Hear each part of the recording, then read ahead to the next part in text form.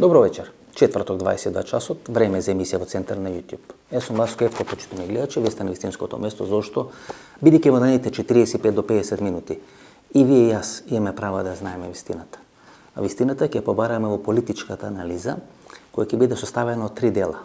Пописот во Република Македонија, ќе има интервју во недела во 22 часот, кај што многу подетално ќе анализираме сите работи, меѓутоа сега ќе дајме политичката оценка на тоа што се случуваше и што се случи на пописот во Република Македонија, состојбите во Украина, влезот во можна политичка разврска, безбедносна разврска или безбедносна катаклизма која би се случила во Украина и одредени мини политички анализи на состојбите, условно речено во главната владеачка партија во Република Македонија и што можеме да очекуваме во наредниот период. Значи една анализа составена од 3 дела. Останете со нас, сигурно нема да зажалите. Ова е една од оние емисии кои не сакам да ги снимам. И како проаѓа времето, сваќам дека ваков тип на емисии до еден дел на македонската јавност воопшто не допират. Ви имате изграден еден таков берлински зид од емоции, човек не само што не може да допри до вас, туку не може до зидините на тој берлински зид да стигне, бидејќи некој сега треба рационално да ви објаснува тоа што вие емотивно сте го доживеале. Или емотивно го имате ставено во вашите глави дека е така, дека така се случило и дека ниедна друга вистина не може да се спореди или да конкурира на тоа што вие го имате замислено во вашата глава. Па некаде пред 10 месеци тука во ово студио со чаша ви покажав што ќе се случи ако Мујо се попиши во Швицарска и ако Мујо се попиши во Република Македонија. Дека е невозможно со ваков систем компјутерски и со вакви параметри со кои нахране тој компјутерски систем, Мујо во исто време да се попише у Швицарска и да се попише во Република Македонија. И колку повеќе Мујо или Муја ќе се попишат у Швицарска, толку помалку Муја ќе се попишат во Република Македонија. И затоа се 24,3%. Проблемот е што трајче не се попише у Австралија. Па сега кога агенцијата за иселеници ќе дава букварчиња, новогодишни пакетчиња, ќе прави туристички посети, школски часови, учење на мајчин јазик на децата од Австралија, Америка и така натаму во матичната држава, 70% ќе одат на Муја, 30% ќе одат на трајче. И тоа вашата рационална политика донесе со пописот во Република Македонија. Тука ви објаснував. Наша стратешка определба беше Мујо да се попише у Швицарска. Бидејќи Мујо 30 години го руши пописот, бидејќи сака да се попише у Швицарска и Република Македонија. Прв пат не му беше дозволено. И кога требаше Али Ахмети, кој ви беше легнат, главата на Али Ахмети ви беше ставена на послужавник. И наместо вие да го згазите сега Али Ахмети, да му ја згазите целата стратегија која 2002 година ја прави во Република Македонија, а тоа е стратегија на бројки, вклучително и тиранската платформа. Која е суштината на тиранската платформа? Дека македонскиот народ, дали во состав на социјалистичка, народна или федеративна Република Македонија, или во состав на Краљевина Југославија од 1912 година до 1956 година извршил геноцид врз албанскиот народ. И дека ако не бил тој геноцид врз албанскиот народ, албанците ќе биле барем равноправни. Пола ќе биле македонци, пола ќе биле албанци во Република Македонија. И не е така, господин Ахмети. Албанци сега во Република Македонија, според процентот, има помалку во споредба со пописот 2002 година. Па нели имате наталитет поголем од кинезите, поголем од индиците. Нели со тој природен прираст за 23, па сетете се кои све анализи правеа овие наши политичарки, кои се контролирани од УДБА да создадат таков национален смут, да зборат против бугарите, а децата да имат бугарско државјанство. Не само што имат бугарско државјанство, туку се меки китки во Бугарија. Учествува во шарена револуција во Бугарија, учествува во шарена револуција во Република Македонија во Скопје. Ако не ме верувате мене, отворите на Facebook профилот Зографски. Ке видите. Ке ви стане јасно за кого зборам и како зборам и ке ви стане јасно зашто се газени во емисијата во Центар. Тие се тука на копче од УДБА, разни ициња, мициња кои на копче од УДБА треба да прават меѓуетнички тензии и да прават одредена меѓуетничка хистерија. Меѓутоа се вратиме на Али Ахмети. Прв пат Али Ахмети ви е легнат на послужавник. И вие нема да толчувате главата на Али Ахмети. Бидејќи сите тие приказни дека за 20 години ние како македонци ќе станеме малцинство во однос на албанците во Република Македонија, сега се скршија како меур од сапуница. Ги нема, исчезна како стон во порцеланска продавница, све е искршено. Прво, албанците никогаш нема да бидат мнозинство во Република Македонија. Бидејќи 2021 година има помалку албанци во Република Македонија во споредба со 2002 година. Тоа што ние можеме да разговараме сега, каде ви се изгуби тоа едно општество за сите? Па нели со таа флоскула, со таа стратегија едно општество за сите, дојдовте на власт во Република Македонија? И зошто сега не градите едно општество за сите? Каде ви се турците во тоа едно општество за сите? Каде ви се ромите во тоа едно општество за сите? Зошто дозволувате преку исламската верска заедница да ви ги албанизираат ромите и турците? Па ромите имаат наталитет 29, 30, 31 промил. Тоа значи дека на 1000 роми се раѓа 29 деца. Тоа е најбрзо растечка нација или етничка група во Република Македонија. Па погледнете што прават бугарите. Во моментот кога бугарите почнуваат да немат наталитет, да се иселуваат бугарите, да паднат од 9 милиона на 7,5 милиона, тие ги бугаризираат ромите. Зошто вие дозволувате ромите да ви се албанизират? Некаде пред 5 или 6 години, во еден македонски град, не е битно да се каже името, снимав емисија бидејќи локалното ромско население се бунеше зошто не им се дозвола да биде таму изградена џамија. Знаете за кој град веќе стана збор. Отидов да снимам, двајца или тројца беа најгласни и дојде едниот да ми даде интервју, да му земам изјава. Како се викаш? Вика Сандокан. Ром, Сандокан, кој бара да му биде изградена џамија. Ама вика, не можам ја добро да се изразам, ако може внук ми да го викнете. Ваше, викам, нема никој проблем. Го викаме внук му, викам, ај представете сега. Не можеме да му го запишем името. Како се викате? Вика Роналдо. Исламската верска заедница, преку тие Сандокан и Роналдо, ви рушат све во Република Македонија. И вие дозволувате тоа да ви се случи. Која е нормална држава? Па видите што правеше со Хаџи Јакуп Селимовски Тито во Југославија. Го зема од Македонија, го однесу Босна и Херцеговина. Која нормална држава не ги контролира верските заедници? Вие дозволивте на оној дедо Стефан, затоа вечерашната емисија сакав да го поканам Слободан Близнаковски, првиот човек на Агенцијата за иселеништво. Не дојде. Не дојде и мислам дека направи голема грешка, сега очекува да го масакрирам, дека е пријател на Каракачанов, дека прале танге-франге со Каракачанов, дека купувале хектари земја во Бугарија. Не, нема да го масакрирам. Но имаше историска одговорност да објасни како поминала средбата со дедо Стефан.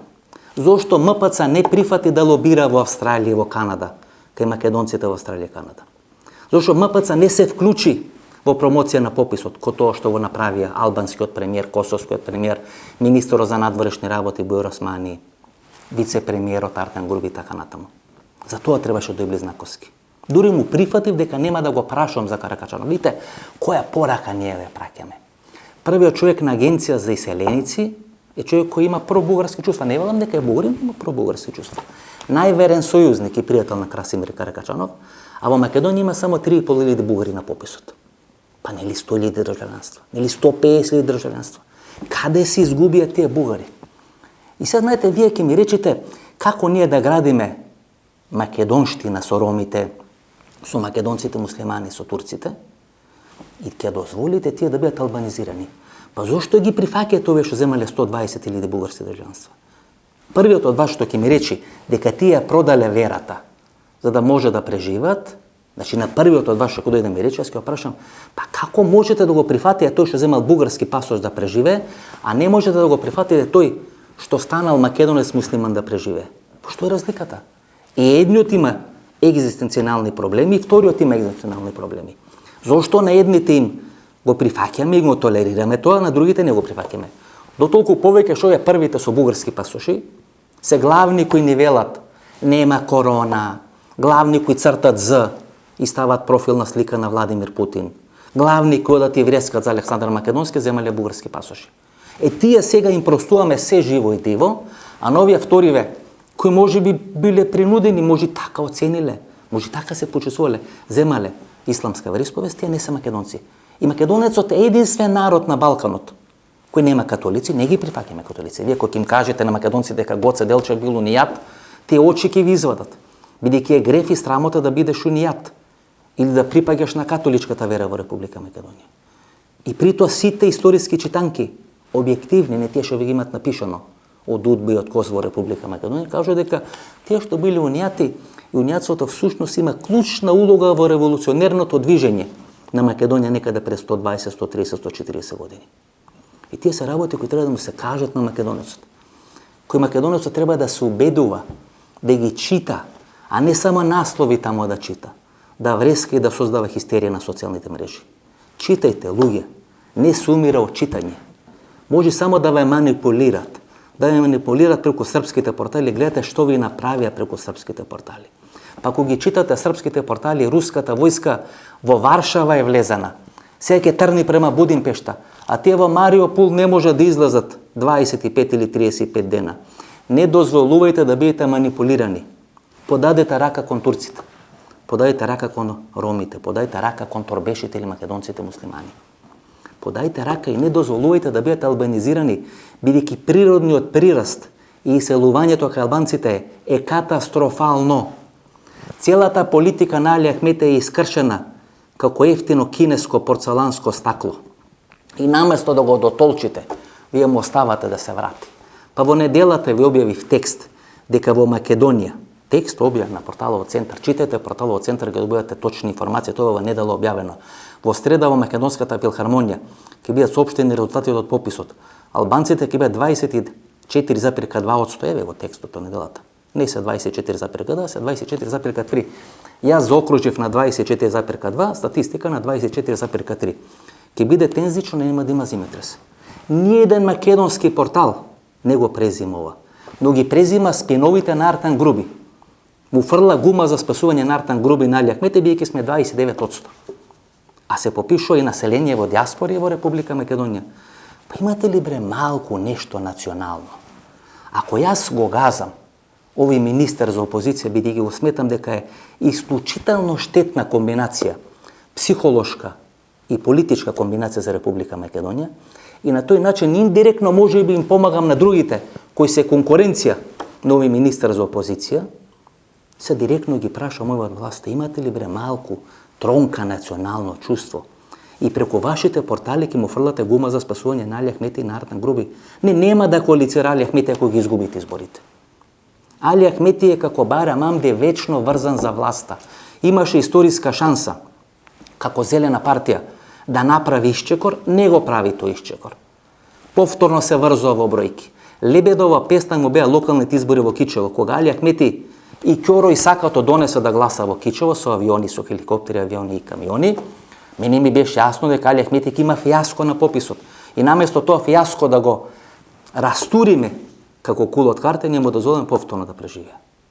Тоа е таа политичка ирационалност на македонецот, кој историски, со децени, да не речам со векови, се покажа. Во клучни историски моменти имаме пенал, и ние како Серхио Рамос, во финалето на светско првенство, тој пенал го шутираме 20 метри над голот. И никој не ни е крив. И вие ќе плачете Сорос, Кале, Билбиц, не, дечки. Вие промашивте пенал. 138.000 македонци кои не се попиша, вие го промашивте пенал. Зашто не се попишавте? Не сакате Северна Македонија? По која држава живеете? Па во наредни 50 или 100 години, ова држава ќе сика Северна Македонија. Таа не е држава, татковина или не е држава? Што ќе бидете вие доека ова Северна Македонија? Луѓе без татковина, без држава, апатриди? Или ќе се сакате државата? Чива е ова држава? Па ова држава не ја направија бугарите, не ја направија србите. Ние ја направивме. На 8 септември 1991 година.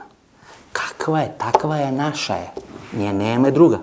Ја немам друга. Ако имате вие друга, одите во таа друга држава. Доека сме во оваа држава, таа држава ќе личи на нас. И ако сме ние несовршени, ако сме ние слаби, исплашени, таа држава ќе биде таква. Таа нема да личи на германците, таа ќе личи на македонците. И ако се срамиме од таа држава таква каква што е сега, ние де факто се срамиме од самите себе си.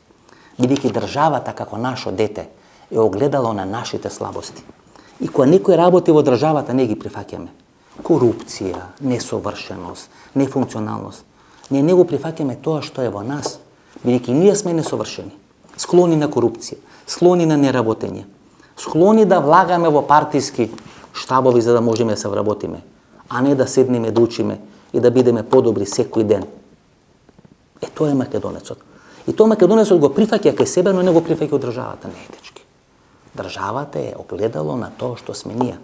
Тоа што го гледате во државата, тоа сме ние. На тоа ниво на кој е државата, на тоа сме ние као колективна групација која живее во Република Македонија. И ако се срамиме од државата, тога се срамиме од самите себе си. Но тоа не значи дека со водата во која го бањаме бебето треба да го фрлиме со прљавата вода и бебето. Туку напротив, тоа бебе да го негуваме, да го растиме и тоа бебе да стане подобро од нас. Тоа е суштината на тоа што сакам да ви го порачам. Знаете, почини гледачи, да се вратиме ке пописот. Али Ахмети веќе нема маневарски простор. Бројот на албанци во Република Македонија после 20 години власт на Али Ахмети како процент е намален во однос на 2002 година. За каква успешна политика на Али Ахмети може да стане збор кога албанците масовно се селуваат од Република Македонија? Не само што масовно се селуваат, туку албанките веќе нема да раѓаат 10 деца. Ке мора да ги албанизира ромите за да може да го задржи сегашниот процент на албанци во Република Македонија. Затоа Калето, за мујот да не прави проблеми, измислија одредена формулација и мујот да не прави проблеми да биде спроведен попис во Република Македонија. Читате што се случува на Косово, косовските медиуми објавуваат дека од почетокот на годината 200.000 албанци побарале германска виза. Германците годишно дават 5 до 6.000 виза на албанци од Косово, кои потекнат од Косово. 200.000 албанци. Значи 1/7, 1/8 од албанците кои живеат на Косово побарале да се иселат оваа година од територијата на Косово. Луѓе не се селат бидејќи им е убаво. Луѓе се селат бидејќи лошо живеат. Како живеат лошо во Косово, како живеат лошо во Албанија, живеат лошо и во Република Македонија. Па одете во Грција кога има избори парламентарни во Албанија. На грчките телевизии има политички пораки или политичка пропаганда на албански јазик. Им се обраќаат на албанците кои работат во Грција. Има 800.000 до 1 милион. Нема да останат луѓе во Косово, Западна Македонија, во Албанија. Токму благодарејќи на таа политика, УЧК, голема Албанија, Албанија натурале. Ви заборавивте бре луѓето. Доека вие броите крвни зрнца, луѓето нема шо леп да јадат. Дока Муса Джефери син му продаваат струја, луѓето нема леп да јадат. Дока Али Ахмети на машинчето за бројање на пари, број пари, не зна од кај му тече пари, дока седи тамо во оно бачилото во зајас, албанците нема леп да јадат. Пат не им направивте. Доека Артан Груби глуми гранде политичар и Бујар Османи глуми министар за надворешни работи, овие нема леп да, затоа ви се селуваат луѓето, имате среќа што имате неспособна албанска опозиција, ке ве растуреше. Имате среќа што имате неспособен владин коалиционен партнер. 8% е бредовербата у судството. Па знаете ли зашто е 8%? Бидејќи цело судство е под контрола на Али Ахмети и на партијата. Дој 5 години ви ги изедоа скакулците, ништо не направивте. Оној Бојан Маричеш беше министер за правда и мандатот го завршува со ослободување на Сашо Мјалков, односно притвор ослободување, излегување од притворен Јордан Орце Камчев и 8% доверба во македонското судство. И наместо да го избркате 2 километри околу владата, да му забраните со закон 2 километри околу владата да се приближува, вие го ставате вице-премиер за евроинтеграција. Па како бре човече ќе не внесеш во Европска унија и ќе ни спроведиш евроинтеграција, кога ти како министер довербата во судството ја намали на 8%? Па го одбра да биде координатор во вториот круг на изборите во општина Карпош, ги изгубија изборите Стефче Кемовски во општина Карпош. Шурата него беше главен во Штип и сопругата главна во Штип, ги изгубија изборите во Штип. Добиени избори со одличен, со златен кандидат во Штип, ги изгубија изборите во Штип. И сега ќе биде за евроинтеграција. Па како ќе не внесеш? Па суштината на Европска унија е владење на право. Па гледате што се случува во Бугарија. Па Бугарија крахира, паѓа бидејќи не влада е право. Со 8% доверба во судството, министер, му купувате карта во еден правец, не го правите вице-премиер. Ковачевски, како со овие луѓе ти планираш да победиш на избори? Ковачевски се покажа многу подобар премиер тоа што го очекував. Меѓутоа тој има само 1, 2, 3 разиграни играчи. Делум Новој Малјов, потпредседател Валандо, Славјанка Петровска и толку завршува екипата на Димитар Ковачевски. Меѓутоа со министар за правда кој има 8% доверба, екс-министар за правда, 8% доверба во македонското судство, тој нема што да бара на следни избори. Урбаните центри, големите градови во Република Македонија, се добиват или се губат изборите врз база на тоа дали има правда за сите. Ако нема правда за сите, ги губите изборите. Затоа губите во Карпош, за малку ќе изгубивте од центар, го изгубивте Скопје, бидејќи им ветувавте правда на сите или еднакво општество сите. Ништо не исполнивте од тоа. Да не беше смената Зоран Заев со Димитар Ковачевски, ќе бевте капут сега. И тој конфликт ви следи. Пред конфликт или политичко раскусурување со Христијан Мицковски за 2 години, кога има редовни избори, вас ви следат 2 конфликти. Едниот со Зоран Заев, со структурата на Зоран Заев, која е инкомпатибилна, која не кореспондира со СДСМ, која е како диво месо во структурата на СДСМ и со структурата на Стево Пендаровски. Па погледнете таа потреба на Стево Пендаровски. Тоа веќе не е политичка потреба за втор мандат, тоа е психолошка потреба за втор мандат. Па тоа веќе е безбедносен ризик. Таа политичка невротичност на председателот, во наводници политичка невротичност на председателот. Па човекот сега го глуми Борис Трајковски, поди по Валандо, па се среќа со луѓе. Па гледа заедно фудбалски натпревар со Шабан Трстена, со Дарко Панчев, со Жаре 1-1. Видите. Стево Пендаровски беше избран за да може да ја пополни празнината на Ѓорги Иванов. И тоа што го имаше искомплицирано, уништено, замастено, извалкано, Ѓорги Иванов да го поправи Стево Пендаровски. Не само што ништо не поправи Стево Пендаровски, туку со така ниска капацитетност, тој дури не привлекува ни негативни реакции на социјалните мрежи. Не привлекува, или овие руски патриоти, рубља патриоти, руски ботови, се договорени со Стево Пендаровски. Зошто биле договорени со Стево Пендаровски? Бидејќи тој ги вадеше аферите за Зоран Заев, преку Ерод Муслиу. Зошто сега не кажувате дека вработен во Агенцијата за разузнавање на Ерод Муслиу е фатен во шверц на дрога? За наша несреќа бил во мисија надвор од Република Македонија. Зошто тие работи не ги кажувате? Зошто им прегледувате низ прсти? Значи, 2 конфликти ки има Ковачевски. Велам, Ковачевски се покажа многу подобар премиер од тоа што јас очекував. Нема преголемо очекување, но подобар премиер од тоа што јас го очекував. Ки има конфликт со амбициите на Зоран Заев, бидејќи Зоран Заев очигледно има амбиција да трча председателски избори 2024 година, и амбициите на Стево Пендаровски, кој исто така сака да трча на председателски избори 2024 година. И тоа што сега го прави Стево Пендаровски, всушност сака да ја репризира ролјата или позицијата на Борис Трајковски, кој не беше прифатен од сопствената партија, кој сакаше да направи посебна партија, предводена од Доста Димовски, екипата на Доста Димовски, и таа да му биде база, ако ВМРО ДПМН не го кандидира на председателските избори, тие требаше да се случат пред загинувањето на Борис Трајковски од 2004 година. Дури имаше најави дека ако Борис Трајковски се кандидираше, ако немаше авионска несреќа, се кандидираше на тие избори, дека во кампањата кој беше вклучен Џорџ Буш, помладиот. И јас гарантирам дека Борис Трајковски, ако беше жив 2008 година, Македонија ќе станеше членка на НАТО. 15 години пред да станеме членка, 2021 година. И немаше да го имаме името Република Северна Македонија, ќе имаме некоја многу подобра варијанта и многу подобра верзија на името, бидејќи 2004 година американците не призна под уставното име, за да не ги зајакнат позициите во преговорите со Грција. И тоа се суштините. И Стево Пендаровски сега се обидува да ја репризира таа ролја на Борис Трајковски. Ниту капацитетно, ниту како формат, ниту како политички хабитус, Стево Пендаровски нема капацитет да ја одигра таа ролја. Тој зависи од СДСМ, но може да наштети на СДСМ. И тоа ќе биде конфликт во СДСМ. Што ќе одлучи СДСМ? Зоран Заев, кој е политичко минато, и Стево Пендаровски, кој нема политичка иднина. Ковачевски ќе треба да балансира. Тој се обидува со Андреј Петров, Сигур Јовановски, Шема, со некоја екипа негова која донесе во СДСМ да направи мост преку некои нови гласачи, према некои нови структури, да врати дел од гласачите во структурата на СДСМ, како што сега стојат работите, почитувани гледачи. Ни ВМРО, ни СДСМ не можат да создадат и да формират нова политичка или изборна субстанца. Гласовите кои ВМРО ги освоил изминатите изборни циклуси, ќе ги има и на парламентарните избори. Гласовите кои ги освоил СДСМ изминатите циклуси, сака да ги има на следните парламентарни избори. Бидејќи СДСМ на локалните избори изгуби 50.000 гласови, дали од градоначалникот на Команово, дали од Бранко Цренковски, дали дел од гласовите кои отидоа кај Стефчо Екимовски, дали независни советнички листи во Прилеп, во општина Центар и така натаму. Значи СДСМ сега ништо друго не прави, само да ги привлече, да ги врати назад тие гласови кои на локалните избори не отидоа кај ВМРО ДПМН, туку отидоа на нивни кандидати кои биле нивни градоначалници, но сега биле независни кандидати, а ВМРО ДПМН не може да освои нови гласови. И всушност битката која сега се води во Република Македонија е како СДСМ и ВМРО да си го бетонират, а не да го зголемат своето гласачко тело.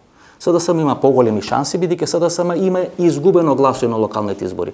ВМРО, бидејќи Јордан Камчев и Сашо Мелков беа пасивизирани, на локалните избори минатата година, ги врати тие гласови кои не им се појавува на претходните изборни циклуси. Што ќе рече дека во МРДПМН нема леген од кај што може да црпи нови гласови, за разлика од СДСМ, кој ги изгуби албанските гласови, кои му беа бонус гласови кои никош не му припаѓа на СДСМ, но може да ги врати гласовите на Максим Димитриевски, може да коалицира со Стефчо Пендаровски, Стефчо Јакимовски, може да коалицира со Бранко Цренковски. И тоа ќе биде политичката битка. Ковачевски ќе има конфликт со Заев и ќе има конфликт во најава, тоа ќе се подземни битки, тоа нема да изваат оружје, пушки на маса па да се распукаат на сцената. Стео Пендаровски ќе сака исто да трчи на претседателски избори. И има под своја контрола агенцијата разузнавање, има логистика, може да прави одредени проблеми. Дел од луѓето блиски на Стео Пендаровски учествува во правење на советнички листи со кои се зима гласови на СДСМ и тоа ќе биде одредена битка до истребување. Стео Пендаровски може да му направи голема штета на СДСМ на изборите 2024 година и тоа ќе бидат политичките разврски во Република Македонија. Катастрофално за Пендаровски е што министерката за одбрана Славјанка Петровска, која дава исти изјави кои што дава Пендаровски за состојбата во Украина, ја привлекува целата негативна енергија, што ќе рече дека Славенка Петровска се доживува како многу покапацитетна политичка структура во споредба со Стео Пендаровски. Таа е еден министер или еден месец министерка за одбрана, за разлика од Пендаровски, кој веќе е тера третата година како претседател на Република Македонија. Ако после 3 години вие со жара 1 на 1, со Дарко Панчев, со Шабан Трстена, пробувате да се хуманизирате и да ги вратите гласачите, тоа значи дека овие 3 години вие сте ги промашиле сите стратешки правци и стратешки определби. Тоа ќе рече дека ако повеќе од 40% од македонските региони имаат симпатии кон Русија, Путин и Руската Федерација, тоа е случајно во маш мандат. Ако е случајно во маш мандат, тога со кој образ ќе барате уште еден мандат? Знаете кој е нашиот проблем, почитани гледачи? Ние имаме една драматичен проблем како да се соочиме со политичката реалност. Знаете која е основата на анксиозност во животот или основата на паничните напади? Да не можете да прифатите, да соджвакате или да живеете со одредени проблеми во реалноста. И бидејќи не можете да ги прифатите да живеете или да ги соджвакате тие проблеми, како постојано велам дека во американската надворешна политика најчесто се бират или цијаши или поранешни офицери, бидејќи имат јак нервен систем, јак стомак, да направат компромис, да го сварат тој компромис и да може да живеат со тој компромис. Бидејќи суштината не е да направите компромис, ако вие не можете да го сварите и да живеете со тој компромис, и тој ви предизвикува одредени проблеми, психолошки и секакви други проблеми. Тоа е проблемот на просечниот македонски гласач. Има проблем како да се соочи со реалноста, како да ја прифати реалноста. И тоа му предизвикува анксиозност и му предизвикува панични напади. Некој ќе не земи државата, некој ќе не уништи државата, некој ќе не натера да не бидеме македонци, некој е посилен од нас и ќе не биде газда во државата. И предизвика одредена анксиозност која е само второто име на она хистерија која сега ја гледаме на социјалните мрежи. Од тамо доаѓа таа хистерија на социјалните мрежи, бидејќи ние не можеме да прифатиме делови од нашата реалност која не ни се допаѓа. А како ќе ја смениме таа реалност ако не ја прифатиме? Па првиот чекор кон излекување на човек, на дете, на општество, на држава е вие да се соочите да ја прифатите реалноста. Во тој момент кога ќе се соочите ќе ја прифатите реалноста, вие можете да најдете лек на тој проблем. Ако не најдеме лек на тој проблем, ќе имаме хистерија на социјалните мрежи. Исти луѓе се хистерија против корона, исти луѓе се хистерија против Евровизија, исти луѓе се сега во иста хистерија за војната во Украина. Имаше одредено истражување во Канада, значи не во Македонија, не во Европа, во Канада е направено истражувањето. И тоа истражување покажува дека само една третина од тие што не биле вакцинирани не ја оправдуваат агресијата на Путин во Украина. 2/3 од тие што не биле вакцинирани ја оправдуваат агресијата на Путин во Украина. Тоа е легенот. Тоа е базата од кај што се црпат тие фрустрации. И тука не е битно дали е Русија, дали е Украина, дали е Кина, дали е корона, било што, дали е Евровизија, дали е ова емисија, дали е нешто друго. Тие луѓе мрзат. Луѓе, престанете да мрзите. Престанете да мрзите, тоа не е здраво. Тоа не е добро ни за вас, тоа не е добро ни за општеството. Ајде да почнеме чекор по чекор да ги решаваме проблемите. Имаме многу проблеми. Ние сме несовршена држава. Ние живееме во едно несовршено општество. Како и што ова емисија е несовршена. Како што сум јас несовршен водител и се обидувам со секоја наредна емисија да бидам подобар, да најдеме подобар кадар. Некош го правиме тоа поуспешно, некош го правиме помалку успешно. Тоа е суштината на живеењето. Да ги наоѓаме грешките, да се соочуваме со нив, да ги наоѓаме и добрите страни и да се радуваме и да се гордееме со нив. Но менувајќи ги добрите и лошите страни, добрите надградувајќи ги, лошите поправајќи ги, ние се движиме напред. Во оној момент, кога вие ќе станете родител, гледате, кога од млад човек, момче или девојка, ќе станете родител, вас би се случува квантен скок во главата. Кога ќе купите јагоди, тогаш не ги јадите вие јагодите, ги јади детето. Вие ќе каснете една јагода и тоа ако ви остаат. Кога имате деца, и ако ви е кратко кебето, децата ги покривате, вас грбот ви е пола гол. Македонија е нашо дете. Ние сме ја направиле. Јагодите не ги јадиме ние. Ние не идеме на работа или не треба да идеме на работа да крадиме тоалетен папир, да користиме телефонски услуги, да имаме бесплатен мобилен, да пуштаме факс пораки, да трошиме струја, да правиме работи кои не треба да ги правиме дома за да не трошиме пари. Ние не можеме да ги јадеме јагодите на државата, пошто тоа е нашо дете. Исто како што државата не може да се однесе кон нас како макеа и да не турка и да не фрла, да не ни завршува одредени работи. Тоа е таа една симбиоза која мора да постои кај државата. Ако ние тоа не го направиме, тогаш се многу мали шансите воопшто да можеме да мрдниме напред. Не Кале, не американци, не шеста флота, не маринци, не кој да дојде овде не може да не мрдни од место. Ние сме бетонирани, бре луѓе. Ние сме заглавени во минатото, во еден многу лош ресентимент на минатото. Гледате што се случува сега со Русија. Па ја ли ве терам, Калето ли ве тера вие да навивате за Русија? Па нели плачиме 20-30 години дека американците Калето се за албанците, дека само поради тоа албанците нас не победува во војната 2001 година. Сега американците се за нас. И што правите вие? Одите и навивате за Русија и за Владимир Путин. Ја ли ве терам тоа да го правите? Па знаете ли што правеше Ванчо Михайлов? Значи Ванчо Михайлов има направено милион промашувања. Има убиено повеќе од 4.500 македонци по софијските улици кои биле тајни агенти на НКВД, тоа е руската тајна служба. Ако останеше жив и ако не расформираше ВМРО 1934 година, ќе убиеше 2-3 луѓе. Тие македонци кои биле агенти на НКВД, кои не ги ликвидирал Ванчо Михайлов, Тито ги прати на голиото. Каква голема Македонија. Од прв до последен беа шпиони на Сталин. И тоа има плодна почва овде. Вие гледате која е плодна почва. Со таткото на една наша позната јавна личност, разговаравме некаде пред 10-15 години, токму на тема Голиоток или Голо оточење, тоа некаде во близината на католичка црква. И тој ни развиваше приказната дека бил пратен на Голиоток, бидејќи Тито не можел да го прифати него со неговите демократски капацитети. Тито не ни знаел дека постои. Па Драголюб Ставрев беше снимен во бугарска униформа на 12, 13, 14 години, па стана премиер на македонската влада. Градоначалник на Скопје во време на Јосип Брос Тито. Јосип Брос Тито имаше проблем со овие шпиони агенти на Јосип Висарионовиќ Сталин. Каква голема Македонија, тоа го решаваше за 24 часа. И што стане сега со Путин? Кога читам вас, испаѓа дека Путин влегол во Варшава, дека Путин растур систем прави. Зар не сваќате што му направија? Го наместија, дали е тоа принципиелно од американците? Не. Дали е искористи Украина? Да. Дали тоа мене ми се допаѓа? Не. Но кога здраво разумски анализирам, го тестира Путин до каде може да оди и колкава е силата на Путин. Па кај се тие кинжали, циркони, авангарди? Единствено нешто што се плашат американците е нуклеарното оружје на Путин.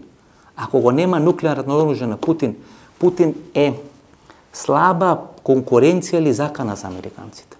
Па американците сега ќе го вадеа Зеленски од некоја шахта, како што го вадеа Садам Хусейн, овој не може да мрдни понатаму од Донец или Донбас. И сега ќе не раскажувате приказната дека тие и не сакале да влезат во Киев, туку сакале да го освојат само источен дел на Украина и да го спојат со Руската Федерација. Па не се крева војска од 200.000 луѓе вие Мариупол да го освоите. Па погледнете ја структурата на Мариупол. Тамо се 46% украинци, 44% руси. Има грци, има бугари. И сега русите во Мариупол не сака да бидат ослободени од руската војска која доаѓа да го ослободи. ја смета за окупаторска војска. Па нема поголема навреда, нема поголемо газење на агресијата на Путин од русите во источна Украина, кои не сака да бегат во Москва и во Русија, кои не сака да бидат ослободени од Русија. Дали таа војна ќе трае? Да, ќе трае. Бидејќи тоа што му се случи на Роман Абрамович покажа дека длабоката држава и во Украина, турењето на Роман Абрамович, и во Москва се посилни од Зеленски и од Путин. И дека ти имат некои други размислувања да продолжи војната, да ескалира војната, да биде дополнително ослабен Владимир Путин, да биде дополнително ослабен Зеленски. На почетокот на оваа агресија ви реков дека Зеленски не сме да капитулира, Путин не сме да биде поразен. Таква ќе биде разврската. Но очигледно дека со троењето на Роман Абрамович е испратена порака дека војната не треба така брзо да заврши. Ако војната така брзо не заврши, тогаш ние ќе одиме кон две сценари. Едното сценарио ќе биде долга војна од типот на сириската војна, кај што ќе ги истрпи двете држави и на тој начин американците ќе печелат и ќе остварат својата стратешка цел, а нивната стратешка цел е да одберат Кина за противник. Тоа ви го објаснував некаде пред 1 или 2 месеци, бидејќи Кина е така ишарана како леопард со те етнички групи што американците секогаш можат да ги искористат етнички тензии во Кина. На крајот на криштата Кина ваква каква што е последните 30 години како економски просперитет на нација формирана од длабоката држава во Соединетите американски држави. Кина сега се плаши од НАТО на Пацификот, кај што би влегле Јапонија, Кореја, Виетнам, Америка, Австралија и така натаму и така натаму. И тоа е стравот сега на Кина. Меѓутоа кинезите го пуштија Путин низ вода, око не им трепна. Г2 ќе биде направено. Тоа се преговорите во Рим. Русија веќе не е супер сила. До 2050 година карбонската енергија ќе ја замени енергијата со нафта или со природен газ во Западна Европа. Специфичната тежина на Русија веќе нема да постои, ќе ја нема. Русија е сега мокна, многу мокна регионална сила, но не е супер сила. Дали тоа ви се допаѓа или не ви се допаѓа, тоа не е мој проблем. Јас само сакам да ви кажам како што сега стојат работите. Тие циркони, тој мит, супер мачоизам на Путин. Путин има нуклеарни централи, има боеви глави, има подморници, па и во моја емисија се кажувани тие работи. Има подморници кои спијат 6 месеци на источната обала и во даден момент ќе излезат надвор и ќе го гранатираат Њујорк. Ништо бе дечки нема тоа. Во војната во Украина, која трае 35-36 дена, видовме дека Русија веќе не е суперсила. Нема ни да виде. Наместо Г7 ќе има Г2. Ќе се сочинат Америка и американските сојузници и Кина и кинеските сојузници. Во овој момент Америка е супериорна и економски, политички, војно и секако во однос на Кина. Американците си ги одбра кинезите како свој стратешки сојузник, партнер или нешто со кој ќе се конфронтират во наредните 20, 30, 40 години. И ќе се договара за Тајван. Многу е помала веројатност на Тајван да има војна, можно и тоа да се случи, а многу е поголема веројатност на Тајван да го има истото сценарио како Хонг-Конг. Со тек на време Тајван да биде приклучен кон кинеската матица. Тоа е американската политика. Ние тоа го гледаме. И расте мокна на Ердоган. Нели ви реков дека Ердоган ќе излезе како победник од човек кој беше изолиран на политичката сцена. Сега Ердоган се смета дека е барабар со Владимир Путин. Дека се регионална сила. Учесо војната во Украина и него му се случи Нагорно Карабах. Па кога Азербејџан ќе му се спротиставеше на Путин? Влегува во места кај што контролира руската војска во Нагорно Карабах, врз база на договорот помеѓу Азербејџан, Арменија и Руската Федерација. Тие војници од Казахстан, од Нагорно Карабах, Путин бидејќи нема, бидејќи не располага со доволно војна сила, сакаше да ги однесе во Украина. Во моментот кога помисли да ги однесе во Украина, него му се случи Нагорно Карабах. Азербејџанска војска влезе во пунктовите кои што беа под контрола на руската војска. И не сака да се повлечат од таму. Тоа е кога ќе го видите Путин и Руската Федерација слаби. Тогаш глувците почнуваат оро да играат и да се главни. И тоа го прави Ердоган преку своите сателити. Му покажува на Путин дека треба да разговара со него, дека треба да се договара. Таму има топло-ладни односи. 2015 година со Борија руски авион кој леташе од Сирија за Москва. И сите очекувавме дека ќе дојде воен конфликт помеѓу Путин и помеѓу Ердоган. Путин се повлече 1 или 2 чекори. Во наредните години сметавме дека Русија е војнички, економски секако супериорна во однос на Турција. Меѓутоа со ова украинска криза Турција се враќа на голема врата и ќе биде клучен играч и партнер на Русија, можеби ривал на Русија, во Црното море. Бидејќи Русија може да го освои Црното море, но без Босфорот и Дарданелите, без клучот на Турција, Црното море е само континентално езеро. економската статистика и демографија ми е специјалност. Ја неам одбраното магистарската теза, која би ја бранил би била на тема статистика, демографска статистика. Ги знам бројките. И не сакам да ве оптоварам со тие бројки, бидејќи знаете, тоа е како на сарма. Некој јади ориз, некој јади месо, статистички гледано сите јадиме сарма, односно мешавина на месо и на ориз. И тоа е суштината на процесите кои се случуваат во Република Македонија. Некој јади месо, некој јади сарма. И тие што јадат месо се незадоволни бидејќи не јадат кавијар, и тие што јадат ориз се незадоволни бидејќи не јадат месо. И ние сме на општество и на држава на незадоволни и фрустрирани луѓе. Тоа мора да се смени. Бидејќи кога вие живеете, кога се движите, кога комуницирате со фрустрирани луѓе, вие не може да бидете различно од нив. Ја примате нивната негативна енергија, ве руши, ве уништува таа негативна енергија. И вие не сте свесни. Одеднаш почнувате само црно да купувате. Темни бои. Немате светли бои во вашиот плакар. Црно гледате на работите. Црно гледате на иднината на Република Македонија. Црно гледате на процесите кои сега се случуваат во Република Македонија. И тоа мора да се смени. 58 или 59% се македонци во Република Македонија, кои живеат во Република Македонија. Ако погледнеме колку е процентот на луѓе кои говорат македонски, тоа е некаде 62-63%. Тие 128 или 130 или луѓе кои не се попиша во еден голем дел во Република Македонија, со нивната бројка ние сме 62-63%. Знаете што се прави во една фирма или една компанија која имате 60% акции? Вие сте главни во таа компанија. Одговорноста е ваша. Вие одлучувате. Вие одлучувате со 51%. Секој се бори во животот да има 51%. Да ја има одлуката во своји раце. Волоно да е во негови раце. Но теоретски. Ако ви имате 51%, а албанците има 49%, не мора да има 24,3%, колку што имат сега, да има 49%. Дали вие 10 одлуки ќе донесете во ваша корист или 10 одлуки ќе донесете во ваша штета? Ако 10 одлуки донесете во ваша корист, ќе имате диктатура на мнозинството. Ако 10 одлуки донесете во ваша штета, ќе имате диктатура на малцинството. Ни едното не е здраво, ни другото не е здраво.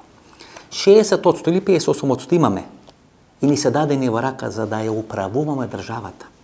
Но кога управувате одредена држава, треба да водите сметка и на тие што има 2%, и на тие што има 3%, и на тие што има 24,3%. Бидејќи еве во еден брак, вие со вашата сопруга, и еден месец или една година јадите јадење или ручек кој само вас ви се допаѓа, не и се допаѓа на сопругата. Или 10 години одите на одмор, тамо кај што вие сакате, а не тамо кај што сака сопругата. Што ќе биде со тој брак? Или ќе се распадне бракот, или ќе се поболи, или ќе се разболи сопругата, или ќе фати швалер. Е така и во една држава. 58%, освен што се привилегија, кој ви е дадена во рака да ја водите државата, да е тоа ваша држава. Но таа држава, тоа не е ваша играчка. Тоа е ваша држава, но не е ваша играчка. Но таа играчка е не тие што се 3% и тие што се 24%. Слушајте ги луѓето. 10 години се распрашав кој е мокта на Јосип Броз Тито. Сите Титови генерали, шефови на кабинети, аѓутанти, така натаму ги прашав, добро, во што беше мокта на Тито, вели знаеше да слуша. Кога ќе научите да слушате, тоа јас се тренирам и се убедувам. Затоа ги прекинувам луѓето во интервјуа, бидејќи слушам пред време, знам што ќе кажи и знам дека кога ќе почни да врти како дошто околу крагувец, го прекинувам. Секој што ќе каже конкретно и ќе одговори конкретно прашањето, го остави по 5 минути да збори. Слушајте ги малцинствата. Слушајте ги етничките групи. Слушајте што сака да ви кажат. Не создавајте фрустрирана држава. Вие сте фрустрирани бидејќи не може да биде све по вашо. После 50, 100, 200 години сте добиле држава и сега некој сака да ви ја земи таа држава со војната 2001, со рамковен договор, со договори и така натаму со тирански платформи. А тие се фрустрирани бидејќи не може да ги остварат своите права. И двете се подеднакво фрустрирани групи, тоа основа за конфликт, тоа основа за растурање. Слушајте ги што ви кажуваат. Ако не ја слушате сопругата, па 90% бракови се распаѓат, не дека таа се заљубила во некој друг, туку се чувствува дека не ја слушате доволно. Ова е порака до жени, до мажи. Почнете веќе да разговарате. Немојте да создаваме општество на фрустрирани луѓе, ќе ја изгубиме државата. Ние сме на чекор да изгубиме државата. Прво имаме една носоодветна кадровска политика. Све што е паметно избега надвор од Република Македонија. Погледнете сега у Руската Федерација 30.000 високо образовани кадри од почетокот на агресијата напуштија Москва. Па тоа не може да се компензира на никаков друг начин. Све што е паметно ке напушти, ке се замини. Добро, од нас заминат овие антички македонци, кои одат во земји на Европска унија и на НАТО и се борат да биде укината Европска унија и НАТО. И тоа можат македонците. И после се прашуваме зошто немаме диаспора која ќе инвестира во Република Македонија, бидејќи не знае пари да прави. Албанците знаат да прават пари. Албанците може да донесат 50 авиони да гласат у Кичево. Македонците сега да им речам, ајде помогнете за емисијата во центар, еден нема да се јави. Еден. Ми си имат јавено Срби, ми си имат јавено Албанци, ми си имат јавено Босанци, сите ги имат одбиено, еден македонец се нема јавено. А овој носи 50 авиони. 50 авиони за да му биде тоа лебедова песма да победи на локални избори во Кичо, бидејќи знае дека ќе биде фалименто на пописот. И ние му дозволуваме да се врати од мртвите. Зошто? Бидејќи разни ициња и мициња во Австралија и на други места под контрола на УДБА така се пратени тамо. Па тоа ви го зборам дека првите конфликти со грците, тоа е некаде 80-тите години на минатиот век. Сите тие форми на антички македонци се правени во Канада, Америка, во Австралија, бидејќи УДБА тестирала како тоа ќе функционира. И врз база на тоа после е правено во Република Македонија. Па тие работи ве ги права да ве држат под контрола. Со сите да се карате, со сите да се мрзите, да не може да почитувате луѓе кои имат различен став од вашиот. Па тоа е основа на нестрекно општество. Општество кое е нестрекно, држава која е нестрекна. Има купено карта во еден правец на сопствено само уништување или на само укинување. Не ни требаат бугари и срби, самите ќе го направиме тоа. И тоа го правиме поприлично успешно. Гледате што се случи во Бугарија. Тој ќе се бутнат владата. Па ти се бетор од нас. Видите, тоа е единствен доказ дека може нешто да имаме заедничко.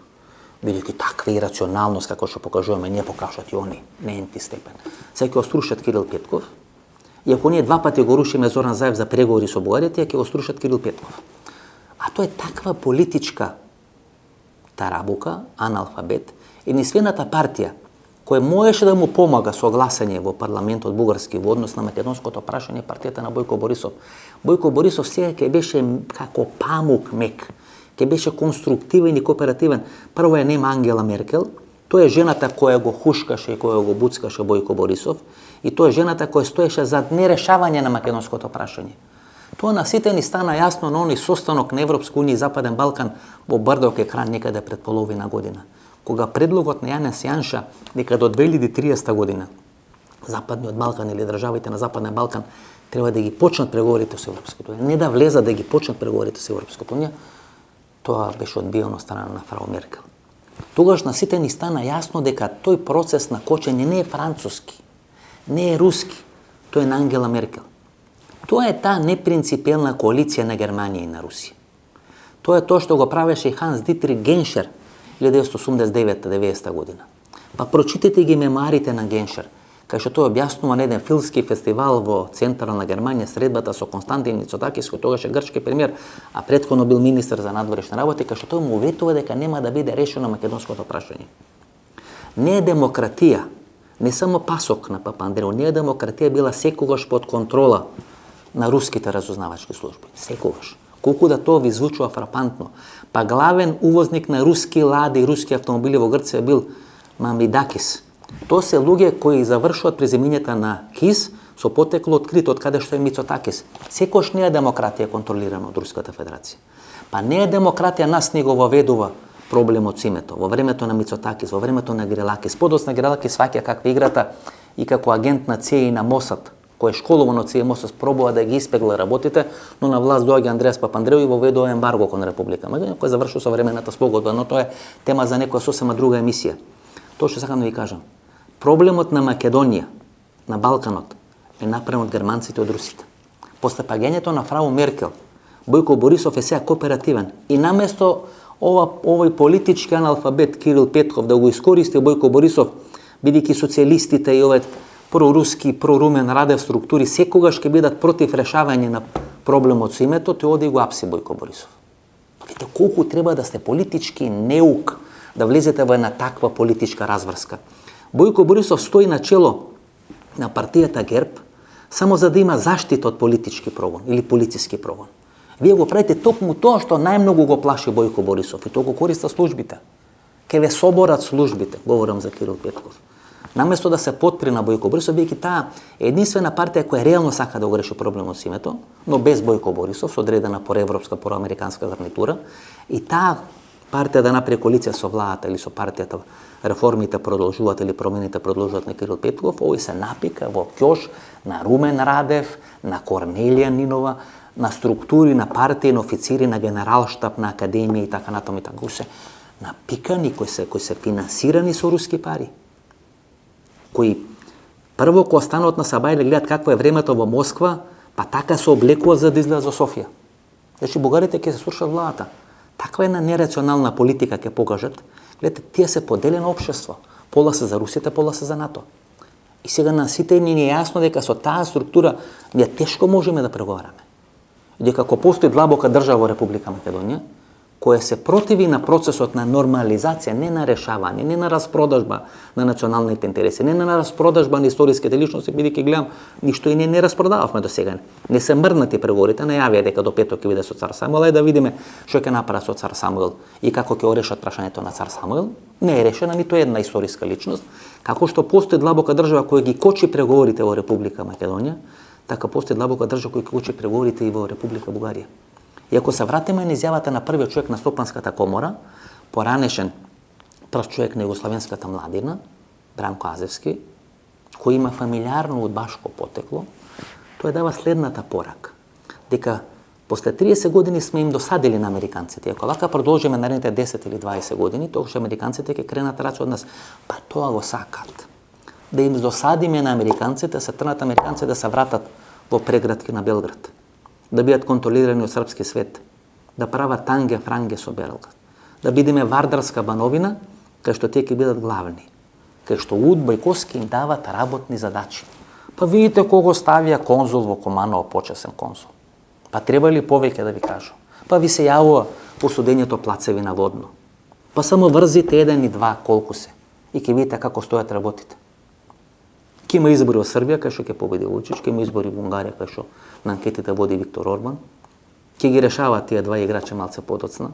Очигледно дека сега се преокупирани со украинската криза и дека ќе гледаат тамо да ги стегнат, да ги наместат, да ги направат работе така што ќе му одговара. А ова ситна борање Орбан Вучич ќе го решават како на фонот, како се вели, на фонот на решавање на украинската криза. И да победат.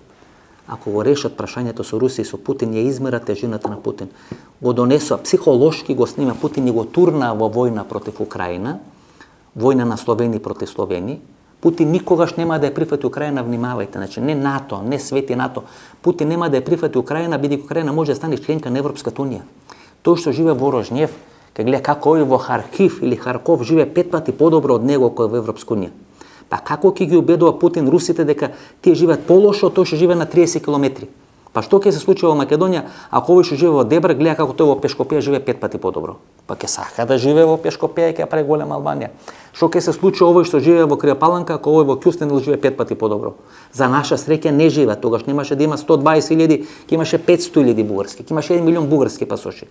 Путин не може да дозволи Украина да биде побогата држава од Русија, бидејќи тогаш опозицијата во Русија, во Москва ќе му го трие носот и ќе му рече како ги имаш спискано парите од нафтата и од природниот газ, па гледа една Украина се живее подобро од нас. И затоа таа војна и да има некое примере, тоа е војна која ќе трае 10, 20, 30 години. Таа војна е направена не да биде прекината, туку да или да трае или ко сарма да се подгрева секој што ќе биде потребно. Психолошки го снимија Путин, точно го проценија, значи точно го од 2014 година го навлекуваат. И го навлекува војна. И сега може да прават со него што сакаат. За 30 години ние направивме од државата дете со посебни потреби. И тоа е она што треба цел ден, секој ден, 3 пати на ден. Во гледало се кажуваме. Не направи американците. Не направи албанците. Ние. Направивме држава, и од таа држава направивме држава како дете со посебни потреби. И знаете, кога имате дете со посебни потреби, што ќе правите со тоа дете? Ќе се криете да не го гледате? Ќе се страмите од него? Тоа е ваше дете. Па го сакате исто како другото дете, ако не и повеќе. Бидејќи сте му потребни повеќе на тоа дете. Бидејќи тоа дете не може да функционира без вас. Тоа дете кое го направивме овие 30 години. Јас, вие, политичките партии, политичките елити, македонци, албанци, турци, Роми, Власи, Срби, Бугари, сите кои живееме тука. Тоа говори за нашата неуспешност во генерација. Ние сме неуспешна генерација. Што ќе им кажеме на луѓето кои доаѓаат после нас? Дека ни дале држава на тацна, на послужавник и не сме знаеле како да ја контролираме, како да водиме, како да уредиме? Па кој ни е крив кога 8% од граѓаните не веруваат во судството? Кој ни е крив што го ослободува од Јордан Јорца Камчев? Кој ни е крив што го ослободува од Сашо Мјалков? Па лежи овој за 10 кебапчења у затвор, не може да лежат овие двајца. Па ги пуштате од притвор, едниот 2 пати корона добива кој е пуштен од притвор, а вториот еднаш добија корона. Што ќе рече дека кога се на слобода, им паѓа имунолошкиот систем. Ајде да ги вратиме во притвор, гледате, имунитетот им е многу посилен кога се во притвор, отколку кога се на слобода. Значи, ние сега треба да направиме едно хумано дело, да ги вратиме Мјалков и Јордан Јорце Камчев во притвор и на тој начин да го подобриме нивното здравје, бидејќи во притвор се поздрави, не фаќаат корона.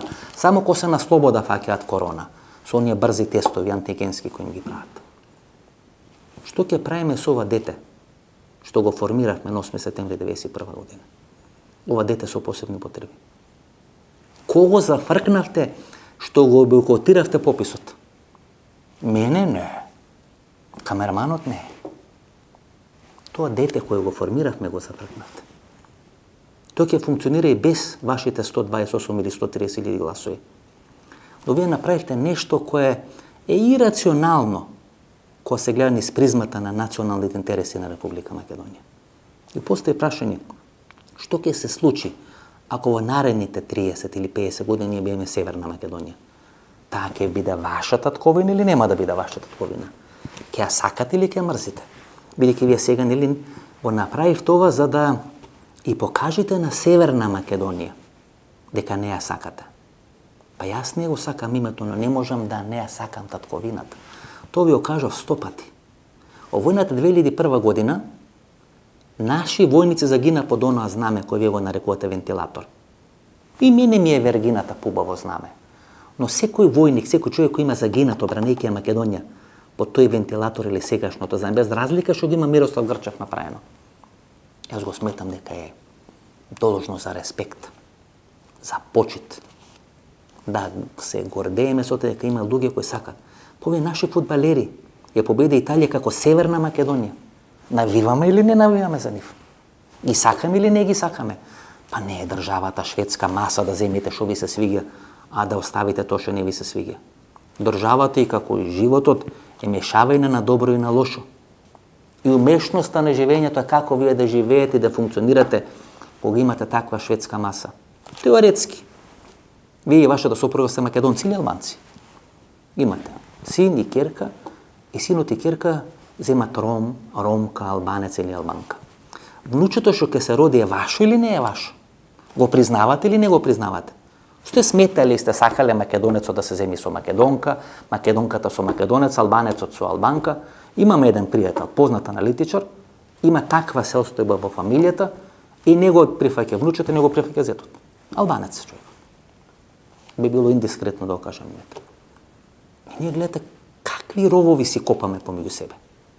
Како функционираме помеѓу себе. Тоа внуче што ќе се роди од син наш македонец, а сна албанка или обратно. Наша керка, македонка и зет албанец, ќе биде нашо внуче или нема да биде нашо внуче? Ова Северна Македонија е наша рожба, не, па јас сум се борел да не биде Северна Македонија. Сум се борел да не биде име Ерга Омнес, тука да биде за меѓународна употреба. И сега што треба да правам? Да кажам дека не ја сакам таа држава? Да не излегувам на попис? Да не плаќам струја, да не плаќам вода? Но се извинувам. Па тоа е најлесниот пат да си уништите државата. Наше е да направиме се да ја подобриме таа држава. Но наше е да ја прифатиме таа несовршена држава, да живееме во неа, да ја покриваме со кеби ако сме ние голи, да ја даваме од ягодите ако нас не се јаде јагоди. Бидејќи тоа е всушност тестот на времето кој ни е ставен на располагање. Ние сме 58, 59, реално 62-63% во Република Македонија. Контролниот пакет е во наши раце. Но тој контролен пакет не значи дека ние можеме да правиме што сакаме. Бидејќи никој на овој свет не може да прави што сака. Ни Путин, Ни Свети Путин, тој што мислеше дека може да прави што сака, видовме како заврши. 35 дена, крена војска од 200.000, не може Мариупол да го освои. Така и во Република Македонија. Научете се да комуницирате, научете се да слушате, да не мрзите и да разговарате. Само така можеме да направиме општество на посрекни, не на супер срекни луѓе. Ние не живееме во Шведска или во Финска, да не биде све потаман, или во Шведска. Живееме во Македонија. Но ајде да бидеме посрекни од тоа што сме. Да направиме повеќе од тоа што можеме да го направиме. Да го прифатиме пописот, да речеме, дечки, ние сгрешивме што не се попишавме. Бидејќи овој што ве лаже нема да направи електронски попис. Бидејќи ништо е не направил. Ние снеме воопште најредром. Не е улицата од Златко Марин. Почна да се копа на Васко Карангелевски. 4 месеци, 5 месеци е Тимчо Муцунски. Не се тргнати таблите. Ништо не е направено. Исто како овој фонд за патишта, екс-директор на фондот за патишта, струмички кадар, со хациенда во Дојран. Одите, погледнете каква му е хациендата во Дојран. 2 години ние возиме од аеродром до Катланово по исти пат кој не е направен. Таблите не се сменети. Па не е никој виновен што сме неспособни во тој дел. Тука треба да притискаме. Тука треба да правиме емисии. Тука треба да ја кажуваме работите, а не за 200, за 300 евра да ги купуват новинарите, да ги купуват колегите, да се појавуваат на интервјуа на Сител, на други национални телевизии. Тоа се платени интервју од ваши и од мои пари. А вие кога доаѓате мене, кој сум во овие 45 квадрати, јас сум бил купен. Па јас ако бев купен, ке бев на Флорида, немаше тука да се зафркавам. До пред пола сат не знаевме дали ќе има емисија, бидејќи повторно некој бушеше во зградата. Погледнете ги работите, немојте да гледате со очила, со погрешна диоптрија која ви ги дават. Ко се појават на наместени интервјуа, се платени интервјуа. Затоа не доаѓаат во оваа емисија, бидејќи ќе прашање, вистински прашање. Кој ќе ви кажам дека Путин е капут, само е прашање на време, толку е со митот на Путин. Јас не го кажам бидејќи Калето ме платило. Викнете, ако еднаш вие сте завршиле на црна листа на Калето, тоа сте многу глуп да сметате дека Калето ќе ја смени таа црна листа. Па џабе му е да лижи на Лјупчо Ѓоргиевски, на Мендух Таче, сеака Калето, 20 години се на црна листа. На бела листа во Калето се луѓе кои ја донесоа Македонија да влезе во афганистанско сценарио. Да има власт кој не може да контролира територија. Тоа се американските играчи. Играчи кои немаат никаков контакт со реалноста, со луѓето, со публиката, со социјалните, со ништо немаат. Со кран ги земат американците и ги стават. И ние треба да направиме ние да ги ставаме. Ако ние научиме тоа да го правиме, никој од американците нема да се побуни. Но немојте една структура која не ја сакате да замените со една структура која ви била заробена држава. Направете трета структура. Гласете за четврти човек. Борете се други да дојдат. А вие од двете дувла сте натерани да се мрзите едни со други, да ги мрзите сите други што доаѓаат и да имате одредени вистини кои се кажу само на одредени медиуми и не комуницираме. Едните се појават на нивни медиуми, вторите се појават на други медиуми. Каде ќе се допри државата? Едно од ретките места кај што се допира државата ова емисија. Затоа се нападите кон оваа емисија. Ако јас почнам да ви кажам кои све напади, не оние што ги гледате, Васко продан, значи тоа се небитни напади. Сериозни напади на Facebook, на YouTube, значи сериозни напади кои се прават изминатите месеци и години. Од едната и од другата страна, вие нема да верувате. Меѓутоа, јас тука не сум за да ви се жалам. Јас сум тука да ја кажам вистината и на сите кои смета дека Македонија е нешто што од дедо му има оставено во наследство, им кажеме дека дечки тоа така повеќе не оди. Дека оваа држава ќе биде или нормална држава или нема да постои. Со 8% на доверба у судството, министерот за правда му купувате карта во еден правец за Мадагаскар и го праќате, не го правите вице-премиер како Бојан Маричич. Точка. Све друго е сувишно да се каже во емисијата. Ова беше емисијата во Центар, ново дружие, недела 22 часот. Но недела во 22 часот, пријатна вечер Македонија, каде да си.